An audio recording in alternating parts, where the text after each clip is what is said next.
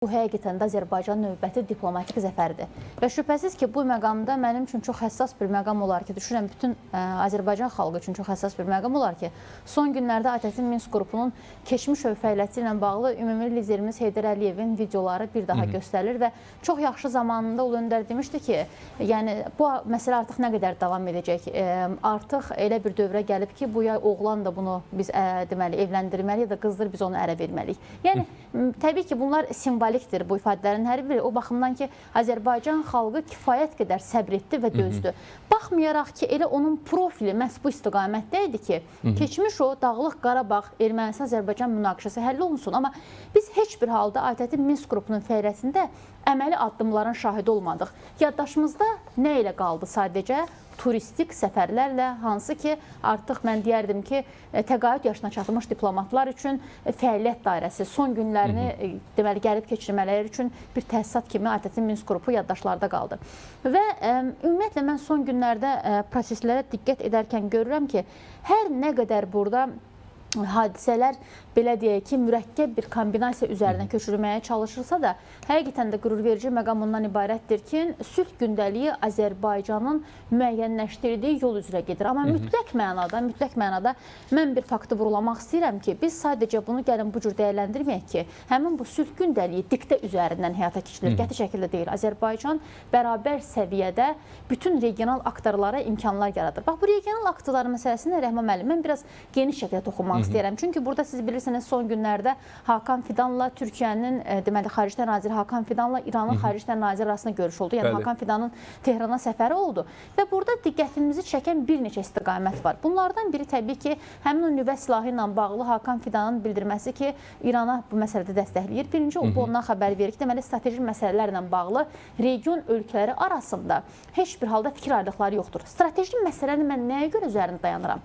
Bilirsiniz, dövlətlər arasında münasibətlərdə taktiki amillər var, strateji amillər var. Strateji amillər dediyimiz zaman bu uzun müddətli addımların və hədəflərin müəyyənləşdirilməsidir. Yəni, regional aktorlar çox aydın şəkildə dərk edirlər ki, heç bir halda dəyişilə bilməz bir faktor var. Bu da coğrafi amil faktordur. Və təbii ki, zəfər əldə edildikdən sonra həm Azərbaycan prezidenti, həm də Türkiyə lideri İrana açıq şəkildə bildirdi ki, baş tutacaq layihələrdə İran da ola bilər və hətta biz təkidlə İranı dəvət etdik. Eləcə də Rusiyanı, eləcə də hətta Gürcüstanı ki, baxmayaraq burada 3+3 platformasında Gürcüstanın müəyyən səbəblərdən artıq iştirak etmək istəməsini şahid olduq. Bütövlükdə dönəcək olaraq ATƏT-in Minsk qrupuna, dövlət başçımızın bununla bağlı çox fundamental fikri var idi ki, ATƏT-in Minsk qrupunda iştirak edən 3 dövlətdən heç biri Ermənistana təzyiq etmədi. Bunun əksinə olaraq biri siyasi dəstək verirdi, digəri pulsuz silahsızlıqda ötürdü, digəri isə loru dildə, yəni belə deyək ki, qorxma deyərək Ermənistan arxasında dururdu.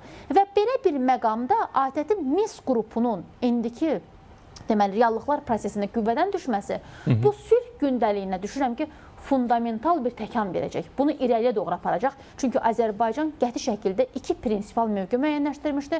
Bunlardan biri məhz həmin bu təsisatın buraxılması ki, dövlət başçımız çox aydın şəkildə bildirdi ki, əgər həmin bu münaqişəni çözmək üçün yaradılıbsa və münaqişə deyə bir termin reallıqda, eyni zamanda siyasi leksikonda artıq yoxdursa və bugün dövlətlər artıq Azərbaycanın zəfərini legallaşdırıblar. Bunu legitimləşdirilmiş bir zəfər ortadır. O zaman ATƏT-in Minsk qrupuna nə ehtiyac var? Digər bir məqam konstitusiyanın dəyişdirilməsi məsələsidir. Düşünürəm ki, bilirsiniz, bu konstitusiyanın məsələsinin dəyişdirilməsinin özü belə çox pilləli yanaşma tələb edən bir məsələdir. Təbii ki, ATƏT-in Minsk qrupunun deməli, ləğv olunması bütövlükdə regiona yeni imkanlar vəd edəcək. O imkanları vəd edəcək ki, artıq bizim sizin də az öncə həmin sujetlərdə qeyd etdiyiniz kimi 150 milyon ton yükün daşınması, 2026-cı ildə bunun realizə olunması, artıq istifadəyə verilməsi önündə olan əngəlləri də bir növ aradan qaldırır və burada sadəcə bürokratik əngəllər deyil, eyni zamanda həmin bu regional sülhə mane olmağa çalışan qüvvələrin də düşünürəm ki, cavabını vermiş bir addım oldu. Bu arada Rusiya-Azərbaycan münasibətləri məsələ ondan ibarətdir ki, düşənbədə liderlər səviyyəsində Azərbaycan-Rusiya münasibətləri müzakirə edilmişdi. Hikmət Hacıyev bugün də bu barədə danışıb müsahibəsində deyir, Azərbaycanın Rusiyadan 4 tələbi var idi. Birinci, rəsmi şəkildə üzr istənilməsi, qəzanın hər tərəfli araşdırılması, günahkarların cəzalandırılması və kompensasiya ödənilməsi. Çox burada incə bir mesaj var. Deyir, bu məsələlər həll olunan zaman biz yanlış anlaşılmalar səhifəsini çevirəcəyik və iki ölkə arasında normal qonşuluq münasibətlərinə davam edəcəyik.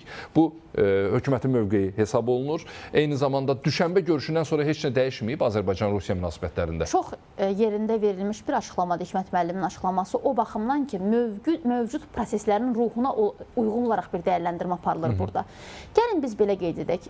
Beynəlxalq münasibətlər sistemində dağınıqlıq var. Biz hər zaman bunu ifadə edirik. Xüsusilə də bu özünü daha təkidli formada Ukrayna məsələsində göstərdi. Hətta o qeyd olunan 28 maddəlik planın özü belə bir daha göstərir ki, dövlət başçımızın zamanında müəyyənləşdirdiyi ki, təəssüflər olsun ki, güc beynəlxalq hüququn aliliyini artıq ayaqlar altına atıbdır. Bu həqiqətən bir daha öz təsdiqini tapmış olur. Dönəcək olaraq başqa məsələlərə, gəlin biz həm də onu qeyd edək ki, artıq dövlətlər arası münasibətlər sadəcə dövlət təsisatları və dövlət institutları da məhdudlaşmır. Burada həqiqətən də cəmiyyətlərin bir-birinə olan marağı, eyni zamanda cəmiyyətlərin bir-biri ilə münasibətləri qurma, belə deyək ki, istəyi son dərəcə önəmli bir faktordur. Bu məqamda biz açıq şəkildə qeyd etməliyik ki, Azərbaycan prezidenti də, Azərbaycan deməli dövləti də, xalqı da birgə şəkildə heç bir halda bu reallıqları inkar etmədi. Biz tariximizi də gözəl bilirik, eyni zamanda biz prosesləri də düzgün dəyərləndirməyə bacarırıq. Və zəfərimiz, düşünürəm ki, bax bu məsələyə daha da təkan verdi ki, biz heç bir halda reallıqlardan geri dönmürük. Təbii ki, Rusiyanın bu addımı atarkən verməli olduğu reaksiya tamamilə başqa olmalıydı. Amma biz tamamilə əks bir reaksiyanın şahidi olduq. Və bu baxımdan həm Azərbaycan dövləti, həm Azərbaycan xalqı öz, belə deyək ki, qətiyyətli mövqeyini ortaya qoymuş oldu. İndiki məqamda biz qeyd edək ki, tamamilə Rusiya bizim tələblərimizi yerinə yetirib, yanılırıq. Təbii ki, biz hələ də bunu gözləyirik. Amma təbii ki, münasibətləri önə aparmaq baxımından dövlət təsisatları, dövlət institutları arasında müəyyən o, belə deyək ki, görüşlər də keçirilir, təmaslar da var. Və düşənbədə, deməli, Rusiya lideri Azərbaycan liderinə söz verdi ki, həm bu məsələ ədalətli şəkildə həllini tapacaq, istintaq olacaq və bununla bağlı günahkarlar öz cəzasını alacaq. Və şübhəsiz ki, biz bu gözləntimizdən heç bir halda vazgeçmiş deyilik, biz bunu gözləyirik. Və təbii ki, digər bir məqam ondan ibarətdir ki, mən mütləq mən də bunu da vurğulamalıyam ki, təəssüflər olsun ki, son günlərdə Rusiya mətbuatında da yenidən Azərbaycan əleyhinə açıqlamaların şahidiyik. Məsələn, Echo Moskva qəzetinin keçmiş baş redaktoru olsun və yaxud da Rusiya Beynəlxalq Münasibətlər İnstitutunun hərbi, deməli, siyasi idarəsinin baş ekspertilə olan açıqlamalar olsun ki, güya Rusiya, deməli, Ukrayna cəbhəsində işləri yekunlaşdıqdan sonra yenidən Cənubi Qafqaza dönəcək.